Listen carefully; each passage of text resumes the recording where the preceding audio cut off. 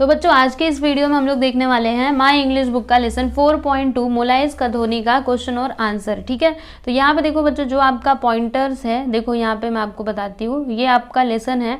इसके नीचे जब आप आते जाइए, देखो बच्चों यहाँ से पॉइंटर स्टार्ट हो रहा है, इसी में सारे क्वेश्चन दिए गए। तो इन सारे क्वेश्चन के आंसर आपको इस वीडियो में मिलने वाले हैं, बस आप लोग ध्यान से देखते रहिए, टेक्स्ट बुक से मिलाते जाइए। ठीक है, तो यहाँ पे देखो बच्चों, पहला क्वेश्चन है यहाँ पे पहला यहाँ पे देखो कि अंडरलाइन द वर्ड्स। यहाँ पे देखो पहला, underline the words you find difficult in the story, यानी ये स्टोरी के अंदर, ये जो मोलाई कथोनी था, इस स्टोरी के अंदर जो भी आपको डिफिकल्ट वर्ड्स लगे हैं उन्हें आप लोग अंडरलाइन करिएगा। मतलब जो भी कठिन शब्द आपको लगे कि ये शब्द क्या है, कठिन है, उसको अंडरलाइन करिए। फिर ए है यहाँ पे, मतलब क्या बोला जा रहा है कि try to guess their meaning from the context, यानी कि आप है ना उसका मीनिंग ढूंढने की कोशिश करो। Okay, list 10 of the words you find difficult, मतलब कम से कम आप 10 वर्ड्स बताओ जो आप डिफिकल्ट, मतलब आपको कठिन लगता है। ठीक है, फिर आप उसको डिक्शनरी में ढूंढो, फिर वो उनका जो मीनिंग मिले उसे आप अपने क्लासरूम में क्या करो, प्रेजेंट करो, सबको बताओ कि देखो ये वर्ड्स क्या थे, डिफिकल्ट थे, तो इसके मीनिंग ये होंगे। ठीक है, ऐसे आपको क्लास में बताना चाहिए। फिर सी है यहाँ पे कि आप 5 से 8 लोगों का ग्रुप बना लो और फिर अपने, मतलब आपके दोस्त का लिस्ट कंपेयर करो अपने लिस्ट के साथ। ठीक है, list the words whose meaning are not clear to group and ask for your teacher. और देखो बच्चों, वो वर्ड्स जिनका मीनिंग आप लोग को भी नहीं पता, आपके फ्रेंड्स को भी नहीं पता, वो वर्ड्स आप ढूंढिए। ठीक है, वो वर्ड्स की पूरी लिस्ट बनाओ और फिर टीचर से उसका मीनिंग आप लोग पूछो। ठीक है, तो ये पूरा यहाँ पे लिखा गया है। तो ये पूरा एक्टिविटी बेस्ड है, तो आप लोग को क्या करना है, ये आपको खुद से ही करना है, क्योंकि ये एक्टिविटी है ना, आप ही देखोगे कि आपको कौन सा डिफिकल्ट लग रहा है, फिर ग्रुप बनाओगे क्लास में, फिर टीचर से जा करके पूछोगे उसका मीनिंग। ओके, चलिए आगे चलते हैं। अब क्वेश्चन नंबर 2 है, find answer to the following questions from the passage, यानी ये पैसेज में से यहाँ पे ये जो क्वेश्चंस दिए गए हैं उनका आंसर आप लोग को खोजना है। तो पहला क्वेश्चन है कि what terrible site did young मुलाई सी, यानी जो यंग मुलाई था उसने क्या, मतलब कौन सा एकदम खतरनाक वाला नज़ारा देखा था। टेरिबल मतलब एकदम भयंकर हम बोल सकते हैं। ठीक है ना, बहुत ही भयंकर दृश्य देखा था वो मुलाई ने। ठीक है, तो कौन सा ऐसा दृश्य था, देखो बच्चों ये आंसर लिखा है यहाँ पे, मुलाई saw थाउजेंड ऑफ स्नेक्स ले dead on one of the sand bars. उसने क्या देखा कि एक, मतलब सैंड बार पे कई सारे, मतलब हजारों की संख्या में जो स्नेक्स थे वो मरे हुए पड़े हुए थे। ठीक है, दूसरा क्वेश्चन है कि what did many of forest department people and village elders advice, यानी कि ये लोगों ने, फॉरेस्ट डिपार्टमेंट के जो लोग थे और विलेज के जो मतलब बड़े लोग थे गांव के, उन्होंने क्या एडवाइस दिया। ठीक है, तो इसका आंसर देख लो, many of forest department people and village elders advised, उन्होंने क्या एडवाइस किया स्टूडेंट्स, देखो यहाँ पे लिखा हुआ है, मैं आपको बताती हूँ कहाँ गया, ये देखो कि एडवाइज हिम, ये मतलब उन्होंने जो मुलाई था उसको एडवाइस किया कि not to waste his time in growing trees, मतलब वो अपना टाइम ऐसे ना बर्बाद करे ऐसे पेड़ों को उगाने में। ठीक है, थर्ड क्वेश्चन यहाँ पे कि व्हाट ट्रीज डिड मुलाई प्लांट एट द बिगनिंग, यानी उसने स्टार्टिंग में, मुलाई ने बिगनिंग में कौन से प्लांट को लगाना स्टार्ट किया, तो बाम्बू लगाया था ना। देखो यहाँ पे लिखा है एट द बिगनिंग मुलाई प्लांटेड बाम्बूज। फिर अभी फोर्थ क्वेश्चन है यहाँ पे कि apart from the saplings what else did मुलाई कैरी टू द आइलैंड, यानी कि सैपलिंग्स के अलावा और वो क्या क्या लाया मुलाई आइलैंड पे। तो इसका आंसर देख लीजिए बच्चों, अपार्ट फ्रॉम द सैपलिंग्स, यानी सैपलिंग्स के अलावा Molai carry to the island good soil, वो अच्छी मिट्टी लेके आया, हिप्स ऑफ आंट्स, यानी वो चींटियों को लेकर के आया, and different types of grasses, और अलग अलग टाइप के घास को वो लेकर के आया था। ठीक है, पांचवा क्वेश्चन है कि what other things came to the island with the trees, यानी ट्रीज के साथ और कौन कौन सी चीजें थी जो आइलैंड पे आई। ठीक है, ट्रीज तो आए लेकिन उसके साथ साथ और कौन कौन सी चीजें आई, तो देखो इसका answer with the trees came along birds, उसके साथ साथ बर्ड्स आए, इंसेक्ट्स आए, एनिमल्स आए, many more seeds and different forms of life to the island. ठीक है, ये सारी चीज़ें, इंसेक्ट, बर्ड्स और बहुत सारे मतलब फॉर्म्स ऑफ लाइफ उस आइलैंड पे आए। ठीक है, अभी 6 क्वेश्चन है कि how much area does Molai Kathoni cover today, तो कितना एरिया कवर किया गया है, तो देखो यहाँ पे लिखा है today Molai Kathoni covers an area of nearly 1500 acres. ठीक है, आपने ये लेसन में सीखा होगा स्टूडेंट, मैंने ये लेसन अच्छे से पढ़ाया था, एक बार जरूर उस वीडियो को देखना, आपको ये बहुत ही अच्छे से समझ में आएगा। बार बार मैं बोल रही हूँ आप लोगों को, तो प्लेलिस्ट में जाइए, इंग्लिश का आप लोग को प्लेलिस्ट दिखेगा क्लास 6 का, उसमें हर एक लेसन का एक्सप्लेनेशन है जिसमें आपको ये लेसन भी मिल जाएगा, तो जरूर जा करके देखना। अगला क्वेश्चन है कि what do the elephant visit show, यानी जब ये एलिफेंट लोग आते थे ना उस आइलैंड पे, तो इससे हमको क्या पता चलता है? तो देख लो इसका answer, the elephant visit show that the whole forest is in very good condition, यानी एलिफेंट लोगों के आने की वजह से क्या पता चला कि जो वो फॉरेस्ट है आइलैंड के ऊपर वो अच्छे कंडीशन में है। ठीक है, फिर 8 है कि what hardship did Molai suffer on the island, यानी आइलैंड पे मतलब मोलाई को कौन कौन से कठिनाइयों का सामना करना पड़ा। तो आंसर देख लो, Molai suffer the hardships like heavy rains, है ना, भारी बारिश, फिर स्कॉर्चिंग हीट, मतलब एकदम झुलसा देने वाली गर्मी, the opposition from the people, फिर जो वहाँ के लोग थे उन्होंने भी उसका क्या किया था, उसके अगेंस्ट गए थे वो लोग, फिर stealing from the forest and killing by the poachers. Okay, अब देखो बच्चों 9th क्वेश्चन है कि what did the elephants destroy, तो इसका आंसर देख लो, वो जो एलिफेंट्स थे उन्होंने क्या डिस्ट्रॉय किया था। तो लेसन जब आपने पढ़ा होगा तो आपको पता होगा, the elephants destroyed the rice fields, मतलब वो जो राइस के फील्ड्स थे उसको उन्होंने डिस्ट्रॉय किया था, and the huts on their way, उनके रास्ते में जो हर्ट्स वगैरह आए थे, झोपड़ी वगैरह, उसको भी उन्होंने डिस्ट्रॉय कर दिया था। क्वेश्चन नंबर 10 है कि what does Molai keep for his own living, ठीक है, मतलब वो क्या करता है मोलाई अपने जीने के लिए। देख लो इसका answer, Molai keeps cattle for his own living, मतलब वो कैटल को पालता है, ठीक है, गाय भैंसे वगैरह। फिर यहाँ पे 11th है कि what is Molai's message to the world, यानी जो मोलाई है उसका मैसेज क्या है और जो विश्व के लोग हैं उनके लिए, तो मोलाई क्या कहता है, सुनिएगा। Molai's message says that each one of us should plant and grow at least 2 trees, यानी हम सबको क्या करना चाहिए, कम से कम 2 पेड़ तो लगाना ही चाहिए। Trees will help us to breathe happily, मतलब हमें सांस लेने के लिए ट्रीज क्या करते हैं, हेल्प करते हैं, इसीलिए हमें पेड़ों को लगाना चाहिए, उनको काटना बिल्कुल भी नहीं चाहिए। ठीक है बच्चों, समझ में आई बात? तो बस आप लोग पेड़ मत काटिएगा। अब देखिए अगला यहाँ पे क्या बोला जा रहा है, now number of the para, अच्छा ये देखो इसमें क्या करना है, सुन लेना जरा ध्यान से। पहला क्या बोला जा रहा है कि against each of the questions above right the number of the paragraph in which you found the answer, यानी कि यहाँ पे ये जो ऊपर इतने सारे क्वेश्चंस दिए गए हैं, तो सभी क्वेश्चन के सामने आपको क्या लिखना है, आपको बताना है कि इन क्वेश्चन के आंसर आपको कौन से पैराग्राफ में मिले हैं, पैराग्राफ का नंबर लिखना है। ठीक है, तो अब ये आपको कब समझ में आएगा, जब लेसन पढ़ोगे तब। जैसे यहाँ पे व्हाट मैसेज, मोलाई ने कौन सा मैसेज दिया, तो ये लास्ट पैराग्राफ में है, आपका जो लेसन है ना लास्ट पैराग्राफ में है। ठीक है, तो इसी तरीके से आपको यहाँ पे नंबर्स लिखने हैं, या तो ये करो या फिर ये भी कर सकते हो। देखो ये अभी क्या बोला जा रहा है कि against each paragraph right the numbers of the question based on it, यानी कि जो आपके पैराग्राफ है, हर एक जैसे पहला पैराग्राफ, तो पहले पैराग्राफ से कितने क्वेश्चन यहाँ पे हैं, ठीक है, तो वो आपको लिखना है। नंबर ऑफ द क्वेश्चन, कौन कौन से क्वेश्चन है जिनका आंसर इस पैराग्राफ में है, कौन कौन से क्वेश्चन है जिनका आंसर इस पैराग्राफ में है। ठीक है, इस तरीके से आपको करना है। तो बच्चों देखो ये एक एक्टिविटी बेस्ड क्वेश्चन है, तो ये आप लोग जरूर कीजिएगा, आपको इससे कुछ ना कुछ सीखने के लिए मिलेगा। कोई भी एक्टिविटी ऐसे फालतू में नहीं दी गई है, बार बार आपको बोलती हूँ। ठीक है, अगला क्वेश्चन है right short notes on the following. अभी आपको शॉर्ट नोट्स लिखना है। शॉर्ट नोट्स का मतलब क्या होता है, जैसे कोई टॉपिक है आपके पास, ओके, तो उसके बारे में थोड़ा बहुत लिख देने का, थोड़ा बहुत मतलब उसके बारे में थोड़ा क्या है क्या नहीं है क्यों है, ये सारी चीज़ें आप लिख दोगे, बस शॉर्ट नोट्स खत्म। तो देखो यहाँ पे पहला द ब्रह्मपुत्र का आपको शॉर्ट नोट लिखना था। देखो बच्चों ब्रह्मपुत्र रिवर के बारे में हमने पूरा यहाँ से लेकर के यहाँ तक लिख दिया है, तो आप प्लीज़ इसका स्क्रीनशॉट ले लो, अच्छे से लिखना नोटबुक में अपने। ठीक है, चलो आगे चलते हैं। आगे हमें मोलाई कथोनी के बारे में लिखना था, तो आप यहाँ पे देख सकते हो मोलाई कथोनी के बारे में भी लिखा हुआ है हमने।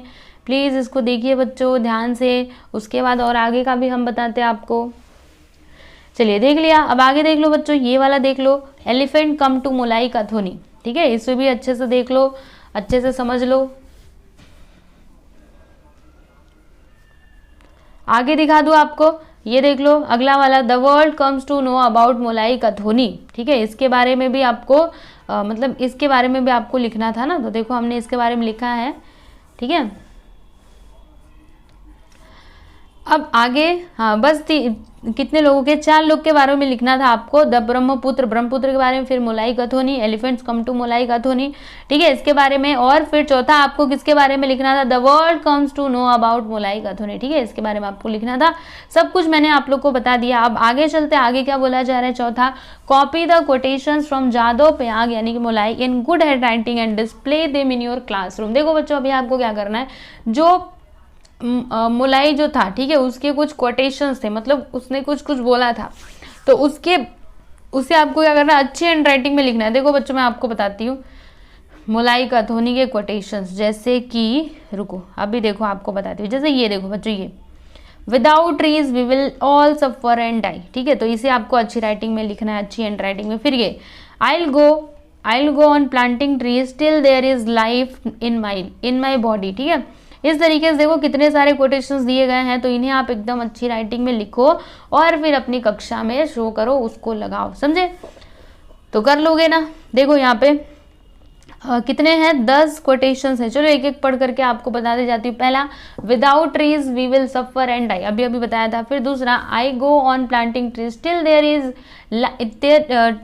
Is life in my body. फिर तीसरा है, man knows how to cut a tree not how to plant it grow it. फिर चौथा, nature help me, animals help me in my work. पांचवा, let us make this planet more beautiful to live in. फिर छठा है, my house is very big 100 of acres। फिर seventh है, you will have to cut me before you cut the trees. फिर 8th one है, why should I afraid of animals, they are part of nature. फिर अगला यहाँ पे 9th वाला, my family supported me, they didn't ask for anything in return. फिर last one है, today I am the happiest man in the world. Okay, तो ये सारे कोटेशंस आप लिखिए, अपनी क्लास में कहीं पे लगाइए, डिस्प्ले करिए, सबको दिखाइए, ठीक है, अच्छी हैंड राइटिंग में लिखिएगा। अब अगला है यहाँ पे कि prepare posters on plant at least 2 trees each, do this on your drawing book. देखो बच्चों अभी आपको क्या करना है, पोस्टर बनाना है, किस टॉपिक के ऊपर, प्लांट एटलीस्ट 2 trees ईच, यानी कम से कम सब लोग 2 प्लांट तो लगाओ ही, 2 पेड़ तो लगाओ ही, ठीक है। इस बारे में आप लोग को पोस्टर तैयार करना है, समझे, तो ये आप लोग को करना है बच्चों, अपनी ड्राइंग बुक में कीजिएगा।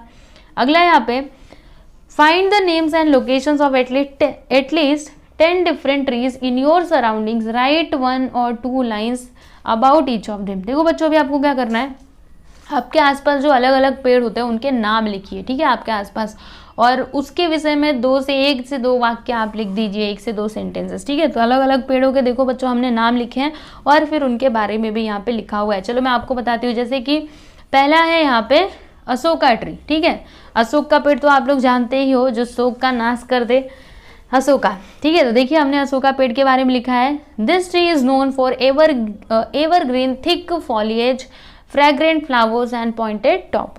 फिर दूसरा, इंडियन महोगनी, ठीक है, इंडियन महोगनी, तो ये भी एक तरीके का पेड़ होता है, देख लो इसके बारे में। The trunk of this tree is use to make furniture, musical instruments, ठीक है, इसके ट्रंक का मतलब फर्नीचर वगैरह बनाने के काम में आता है। फिर उसके बाद यहाँ पे तीसरा है बनियन ट्री। अरे भाई बनियन ट्री को कौन नहीं जानता, बरगद का पेड़ है ना, it is the national tree of India. अरे ये देखो बरगद का पेड़ क्या है, हमारे इंडिया में नेशनल ट्री है, ठीक है। अगर आपसे कोई पूछे national tree is what, then you say banyan tree, ठीक है। And use for many health benefits such as improve immune system, antibacterial properties and control of cholesterol. फिर चौथा नीम ट्री। नीम ट्री के बारे में कौन नहीं जानता बच्चों, it is used in the preparation of many kinds of cosmetics, also used to treat pox virus। पांचवा हमने पीपल ट्री के बारे में लिखा है, तो this is one of those rare trees of India that release oxygen both in the day and the night. देखो बच्चों पीपल ट्री कितना महत्व होता है, हम लोग पीपल के जो पेड़ होते हैं उनका पूजा भी किया करते हैं, ठीक है। तो देखो बच्चों ऐसा क्या है उसमें, देखो वो जो पीपल का पेड़ है ना, बहुत ही अच्छा पेड़ माना जाता है, उसको शुभ माना जाता है, बहुत ही अच्छा है, क्योंकि पीपल ही एक ऐसा पेड़ है जो दिन में भी ऑक्सीजन देता है, रात में भी देता है, ठीक है। फिर छठा है gulmohar tree. This tree is most famous for its pretty looking flowers. गुलमोहर में देखो कितने अच्छे अच्छे फ्लावर्स होते हैं, तो उसके लिए बहुत ही मतलब ज़्यादा फेमस है। And the flowers of this tree are large and orange red in colour. फिर यहाँ पे सातवां है करी ट्री। करी का पेड़ होता है, इट्स लिव्स, उसके जो पत्तियाँ होती हैं are widely use in South Indian dishes. जो साउथ इंडियन डिशेज होते हो उसकी मतलब ये करी पत्ती जो होती है, करी ट्री की जो पत्तियाँ, उसका यूज़ किया जाता है साउथ इंडियन जो खाना वगैरह होते हैं उसमें, ओके। आठवां है मैंगो ट्री। इसके बारे में कौन नहीं जानता, it provides different types of tasty and juicies mangoes. फिर नौवां है कोकोनट ट्री। कोकोनट ट्री के बारे में भी लिखा है, it supplies food, drink and shelter and also supplies raw materials. फिर यहाँ पे 10वां है आंवला ट्री। तो amla is highly rich in vitamin C, इसमें विटामिन सी होता है, दस यूज इन कॉमन कोल्ड। समझ में आया आपको। तो देखो बच्चों हमने यहाँ पे 6 क्वेश्चन का आंसर लिख दिया है। 10 पेड़ों के बारे में हमें बताना था, ठीक है, सबके नाम भी लिखे, उसके बारे में थोड़ा थोड़ा बता दिया कि किस काम में आता है, क्या होता है, कैसे होता है। ओके, अब आगे देखते हैं बच्चों, क्वेश्चन नंबर 7 है यहाँ पे, बस अब खत्म हो गया, ठीक है। क्वेश्चन नंबर 7 है कि imagine the following situation and write simple speeches और dialogues with the help of the passage. देखो बच्चों, अभी आपको क्या करना है, जैसे कि यहाँ पे कुछ सिचुएशंस दिए गए हैं, तो उसके बारे में आपको मतलब डायलॉग्स या फिर स्पीचेस लिखने हैं, ठीक है, with the help of the passage की मदद से। तो पहला क्या है, Molai talks to himself after he sees the dead snakes. देखो बच्चों, ऐसा सिचुएशन है कि जो मोलाई है ना, वो खुद से ही बात कर रहा है। जब उसने अपने वो स्नैक्स को देखा, इतने मरे हुए वो जो स्नैक्स थे, वो जो सांप थे, ठीक है, जो मर गए थे, जब उसने उनको देखा तो वो खुद ही वो अपने आप से बात करता है। तो क्या बात करता होगा, क्या लगता है आपको? तो देखो, हमने लिखा है मोलाई कहता होगा, ठीक है, कह रहा होगा, ऐसा हमारे मन में आया है भाव, है ना, कि हाउ सैड, अरे कितने दुख की बात है। व्हाट डू आई सी, मैं ये क्या देख रहा हूँ। It is a terrible sight to see thousand of snakes lying dead on the sand bars. अरे ये कितना भयंकर दृश्य है कि मतलब हजारों की संख्या में स्नेक्स इधर मरे पड़े हैं सैंड बार्स पे। They must have been washed ashore with the flood, poor snakes. फिर वो ऐसे करके उनको स्नैक्स को बोलता है जो they must have dead in the scalding sun because there are no trees to shelter them and protect them। फिर उसने वो अपने आप से ही बात करता है, कहता है कि ये लोग इसलिए मरे होंगे, ये जो सन है, सूरज है, ये एकदम जलाने वाली जो धूप है, इसकी वजह से, क्योंकि यहाँ पे कोई पेड़ नहीं है कि इनको आराम थोड़ा मिल सके, इसकी वजह से ये बेचारे सांप लोग मर चुके हैं। I shall turn the sandy barren land green with trees and will never allow this happen anymore। फिर उसने खुद सोचा होगा कि अब से मैं ऐसा नहीं होने दूंगा, ये जो पूरा खाली खाली जगह पड़ा है, यहाँ पे मैं एक बहुत ही पेड़ वगैरह सब बना दूंगा, मतलब जंगल बना दूंगा, ठीक है। तो यही मोलाई सोच रहा होगा ना, ऐसे टाइम पे, ऐसे जब सिचुएशन होगी तो मोलाई के मन में यही विचार आ रहा होगा कि मैं इसको यहाँ पे जंगल बना दूंगा ताकि ये लोग मरे ना, अच्छे से ये लोग जीवित रहें, समझे। अगला है यहाँ पे, अगला सिचुएशन कि Molai talks to the forest department people about his wish. यानी जो मोलाई है वो क्या करता है, जो फॉरेस्ट डिपार्टमेंट के लोग हैं उनसे बात करता है, जो भी उसके मन में उसको शेयर करता है, ठीक है। तो अभी ऐसे सिचुएशन में क्या होगा, देखो बच्चों, मोलाई कहता है सर, मतलब उनको बोल रहा है, ऑफिसर जो भी है उनको, sir I was working in scheme of planting trees, I don't know why such a good work has been stopped, all labourers working with me have left, but I have decided to carry on the work all by myself। I'll plant trees without anybody's help। It is my mission, it is a mission of my life। Please help me with some saplings। देखो बच्चों, क्या होता है कि जो मोलाई है वो उनको कहता है कि sir I was working in scheme of planting trees, मतलब वो जो उनका प्लांटिंग ट्रीज लगाने का जो उनका काम चल रहा था, उसमें वो काम कर रहा था। तो वो कहता है कि मैं इसमें काम कर रहा था, ठीक है, मतलब जो प्लांटिंग ट्रीज का आपका स्कीम था उसमें मैं काम कर रहा था। आई डोंट नो, मुझे नहीं पता कि आप लोगों ने ये काम क्यों रोका है, ठीक है। सारे लेबर्स मेरे साथ काम कर रहे थे, ठीक है, वो सभी तो मतलब मुझे छोड़कर जा चुके, यानी उन लोगों ने अपना काम बंद कर दिया था ना। तो वो क्या कहता है कि बट आई हैव डिसाइड, लेकिन मैंने डिसाइड किया है कि मैं ये काम खुद से करूँगा, ये मेरा काम है, ठीक है, ये मेरे जीवन का लक्ष्य है कि मुझे क्या करना है, यहाँ पे एक जंगल बनाना है, यहाँ पे पेड़ लगाने हैं। तो इसीलिए मुझे आप लोग कुछ सैपलिंग्स दे दीजिए, यानी कुछ पौधे मुझे दे दीजिए, ठीक है। इस प्रकार से वो बोल रहा होगा ऐसे सिचुएशन में। समझ में बात आई आपको? तो बस आपको इतना ही करना था बच्चों। मुझे उम्मीद है कि आप लोग को ये मतलब समझ में आ ही गया होगा, ठीक है। यहाँ पे आपका ये जो पार्ट है मोलाई काथुनी, ये ख़त्म होता है। सभी प्रश्नों के उत्तर मैंने आप लोग को दे ही दिए हैं। तो बस आप लोग अच्छे से पढ़ते रहो और मिलते हैं अभी हम लोग अगले वीडियो में। धन्यवाद।